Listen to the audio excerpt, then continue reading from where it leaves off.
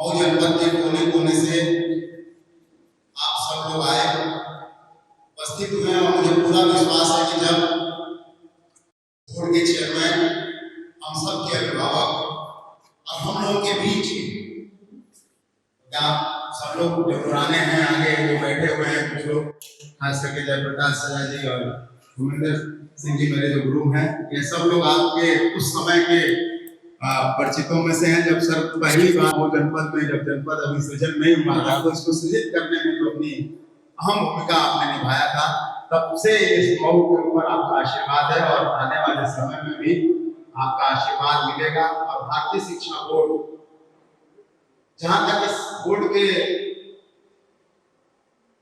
लिए बात आएगी, बहुत सारी बातें आप लोग सर के द्वारा सुनेंगे, लेकिन मुझे सौभाग्य प्राप्त हुआ और मैं बहुत आभारी हूँ सरकार कि मुझे पहली बार जब हरिद्वार बुलाया गया और इस बोर्ड के निर्माण के समय और उसके आधार के जब बन रहा था, मैं निश्चित ये कह सकता हूँ आपसे, मैंने अपने एक विद्यालय को मैं संचालित कर रहा हूँ और मेरे पास आप सब जानते हैं कि मेरे पास सीबीएसई विद्यालयों की श्रृंखला है।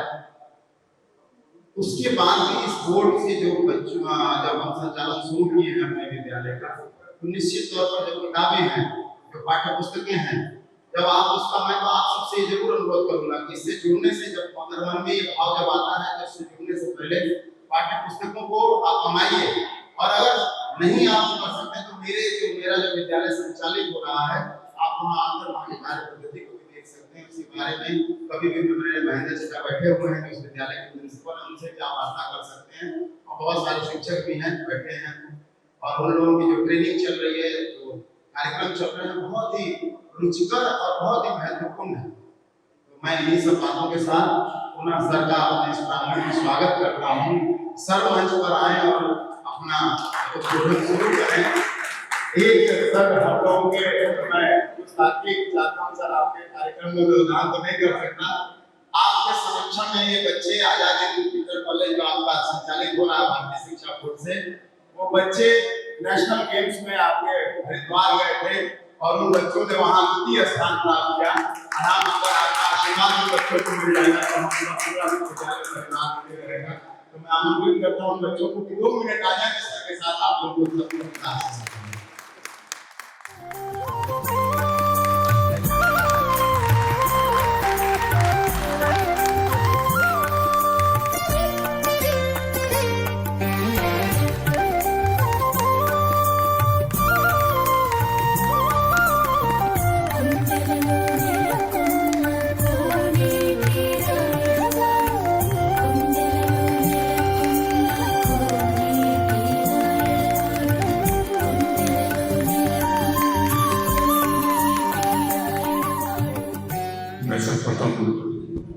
ज्ञान आलोक के निस्वार्थी मां शारदा के इस पवित्र दिव्य मंदिर को प्रणाम करता हूँ और यहाँ उपस्थित मऊ जनपद से जुड़े हुए सभी शिक्षाविदों को, साधकों को प्रणाम करता हूँ। चूंकि अब बहुत देर से 10 बजे से जो लोग बहुत ही समय से आ गए थे उनसे भी क्षमा भी चाहता हूँ, क्योंकि हमारे देश के विधान में समय से आने की जो प्रतिबद्धता है उसको भी बच्चों के एल्गोरिदम में डालेंगे तो शायद अगली पीढ़ी समय का पूरा अनुशासन का पालन करेगी, वरना जो समय से आते हैं उनको दंडित ही होना पड़ता है। तो उनके लिए मैं बोर्ड के अध्यक्ष के रूप में क्षमा भी चाहता हूँ कि आपको प्रतीक्षा करनी पड़ी। मेरी इच्छा ये थी कि अगर 2 लोग भी हैं तो उससे बात शुरू हो जानी चाहिए, लेकिन आयोजक की जो अपनी एक व्यवस्था होती है उसके तहत जैसा भी कक्ष में जेटी भाई कह रहे थे कि उनका भी सम्मान करना पड़ता है, इसलिए मैं रुका रहा। और हमें तो मुरली जानते हैं कि मेरी मान्यता ये है कि जब समय है तो चाहे 5 लोग भी हैं 2 लोग भी हैं, जो समय से आए उसको दंडित नहीं होना चाहिए। इसलिए मैं बार बार मेरे मन में अपराध बोध आ रहा है कि जिनको प्रतीक्षा करनी पड़ी है उसके लिए क्षमा प्रार्थी। भारतीय शिक्षा बोर्ड में उसके विषय में अगर चर्चा करता हूँ तो बहुत ही लंबा समय लगता है, लेकिन चूंकि पूर्व से ही आपका 1.5 घंटे व्यय हो चुका है, इसलिए बहुत ही मैं मूलभूत तथ्यों की आपको संक्षेप में ही आज चर्चा करूंगा। किसी भी बोर्ड के बारे में जब चर्चा होती है तो स्वाभाविक रूप से शिक्षाविदों के मानस में ये प्रश्न तैरता है, उठता है, उद्भूत होता है कि ये बोर्ड की वैधानिक स्थिति क्या है, इसकी लीगैलिटी क्या है। तो भारतीय शिक्षा बोर्ड भारत सरकार द्वारा गठित बोर्ड है। एक मॉडल बायलॉज के तहत केंद्र सरकार ने केंद्रीय शिक्षा मंत्री की अध्यक्षता में एक प्रारूप विधिक निर्धारित करके और उसमें एक प्रावधान किया गया कि एक ऐसा बोर्ड बनाया जाए सीबीएसई के समानांतर जिसका उद्देश्य होगा आधुनिक शिक्षा में भारतीय ज्ञान परंपरा का समावेशन, inclusion and blending of Indian knowledge system with modern education. और इसमें लगभग 50% सदस्य भारत सरकार से नामित होंगे और शेष 50% एक्सप्रेशन ऑफ इंटरेस्ट के माध्यम से जो चयनित स्पॉन्सरिंग बॉडी होगी उसके द्वारा सदस्य नामित होंगे। लेकिन स्पॉन्सरिंग बॉडी भी जिन सदस्यों को नामित करेगी उसके भी मानक निर्धारित उस बायलॉज में ही है। वो शिक्षाविद होगा या भारतीय प्रशासनिक सेवा का कोई अधिकारी होगा, लेकिन शर्त है कि वह भारतीय ज्ञान परंपरा, भारतीय दर्शन की परंपरा का उसे बोध होना चाहिए। किसी उच्च शिक्षा का व्यक्ति हो, तकनीकी शिक्षा का व्यक्ति हो, स्कूली शिक्षा का व्यक्ति हो, विशेषज्ञ हो, उसको सदस्य बनाया जा सकता है। या भारत की जो विभिन्न दार्शनिक परंपराएं हैं उनका कोई एक निष्णात व्यक्तित्व होना चाहिए, वो चाहे किसी भी फिलोसॉफिकल जर्नी के भारत के किसी भी फिलॉसफी का वो एक स्कॉलर हो। इसलिए हमारे बोर्ड में डीआई साहब और बीएसए साहब को भी मैं ब्रीफली बताना चाहता हूं कि ये इस बोर्ड में चेयरमैन सीबीएसई भी सदस्य हैं, भारतीय शिक्षा बोर्ड, डायरेक्टर एनसीईआरटी भी सदस्य हैं, केंद्र सरकार के नामित 7 वाइस चांसलर्स केंद्रीय विश्वविद्यालयों के भी सदस्य हैं,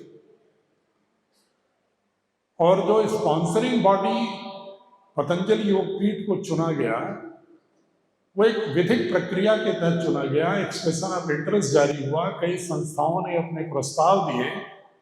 प्रस्ताव का मूल्यांकन 2 आधार पर किया गया कि क्या तकनीकी रूप से उस संस्था को, भारत की ज्ञान परंपरा को व्यावहारिक रूप से धरातल पर उतारने का अनुभव है क्या, और दूसरा, क्या वह बिना किसी लाभ के एक पर्याप्त धनराशि जो एक बोर्ड चलाने के लिए चाहिए उसकी उपलब्धता करने की नीयत और सामर्थ्य है।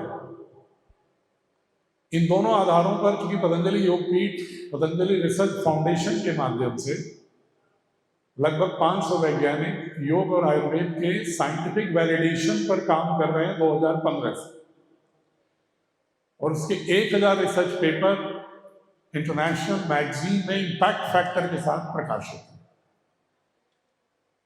वो तकनीकी रूप से जो ज्ञान परंपरा को आधुनिक वैज्ञानिक मानकों पर प्रामाणिक रूप से स्थापित करने का जो कार्य पतंजलि योगपीठ ने किया था, तो तकनीकी रूप से भारत सरकार की समिति ने सक्षम माना, और साथ ही पतंजलि योगपीठ ने प्रस्ताव दिया था भारत सरकार के समक्ष कि हम बिना किसी भी लाभ के जितनी भी धनराशि इस बोर्ड के संचालन में व्यय होगी, हम अपने योग, स्वदेशी और आयुर्वेद के अभियान से जो लाभांश होगा वो हम शिक्षक बच्चों के मानस को तैयार करने में पूर्णतः बिना किसी लाभ के व्यय करने को तैयार है।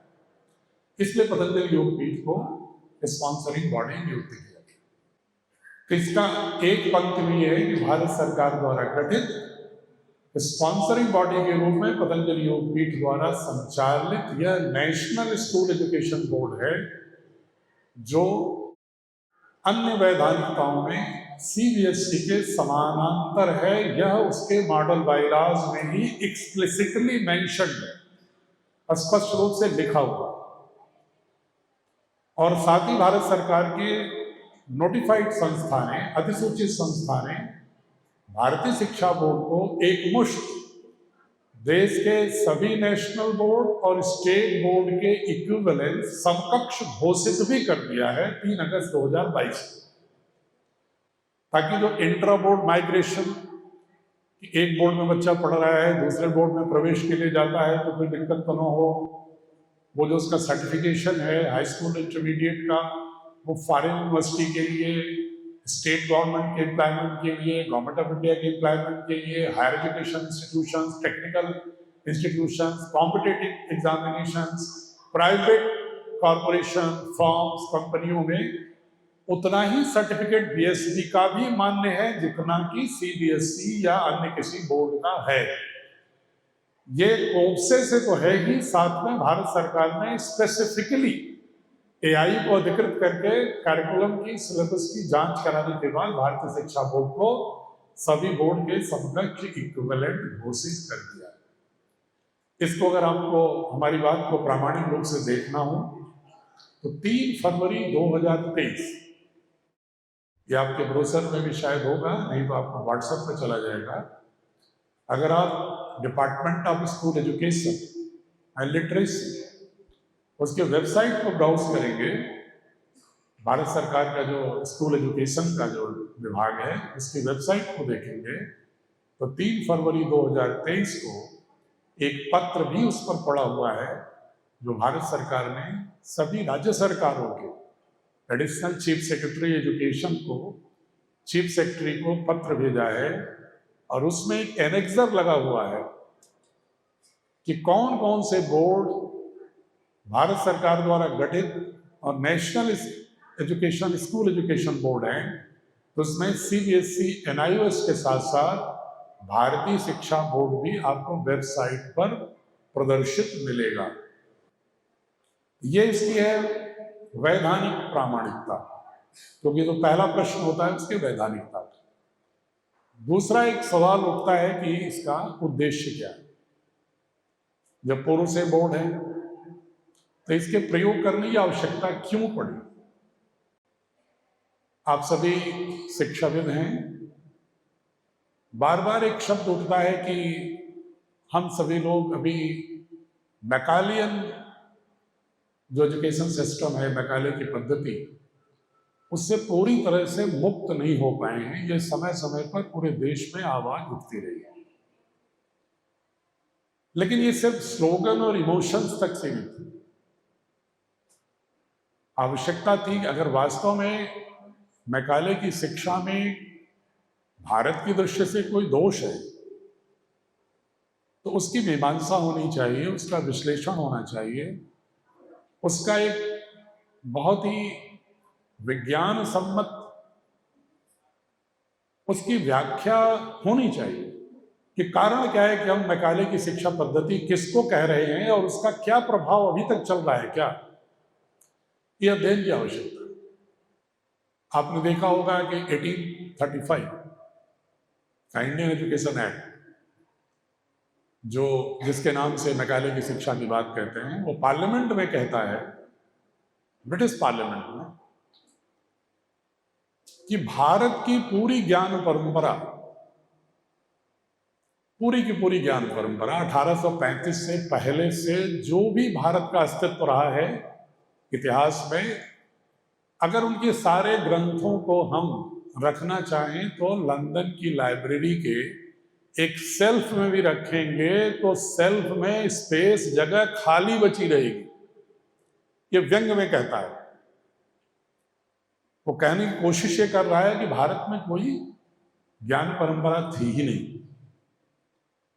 और ये भी कहता है कि जो भी वैदिक ऋचाएं हैं वो प्रकृति से भयभीत होकर, चमत्कारों से प्रभावित होकर गडेरियों के गीत हैं, shepherd songs frightened with nature. वो ये बताने की कोशिश करता है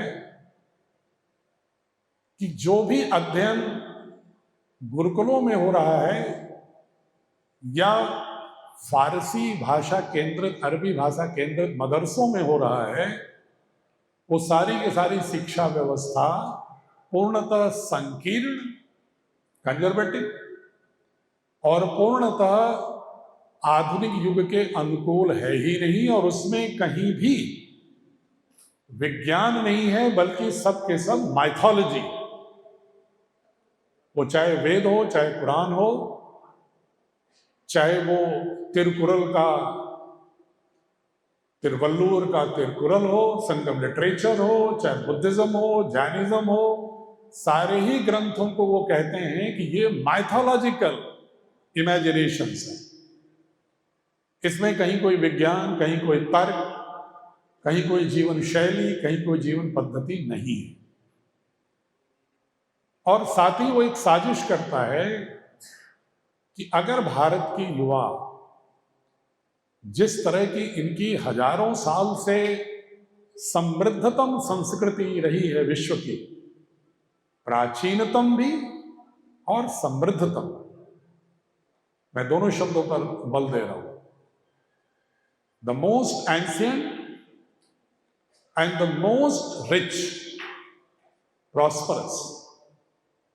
और तीसरा एक और गुण है इसका कि हो सकता है इसके आसपास के और भी प्राचीन रहे हैं। ग्रीक फिलॉसफी आसपास रही है, अवेस्ता की फिलॉसफी आसपास रही है, लेकिन वो दर्शन, वो संस्कृतियां प्राचीन और समृद्ध होने के बावजूद भी आज की तारीख में प्रवहमान नहीं है।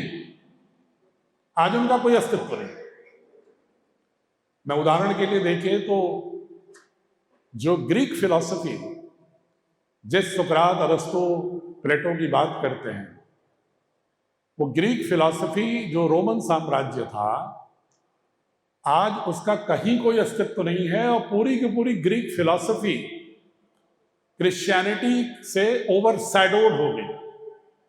उसकी प्रतीक्षा में कैद हो गई।